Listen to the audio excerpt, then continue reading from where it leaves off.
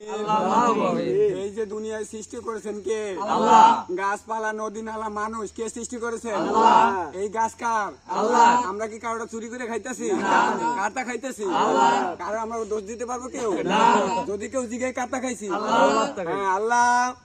আমরা এত রাইতে কষ্ট কইরা চুরি কইরা খাইছি, আমার খাইছি, আল্লাহর মাল খাইছি। আল্লাহ তুমি তো দেখছো না? অবশ্যই। আল্লাহ এত কষ্ট কইরা কয়টা ডাব খাইতাছি,